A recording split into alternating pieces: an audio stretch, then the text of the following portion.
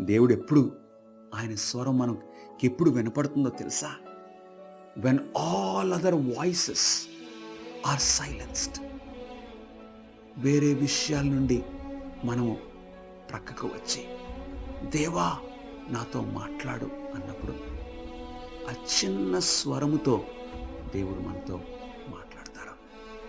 యోబుతో దేవుడు అంటున్నారు, యోబు గ్రంథము 38వ అధ్యాయంలో, యోబు గ్రంథము 38వ అధ్యాయంలో దేవుడు యోబుతో మాట్లాడుతున్నారు.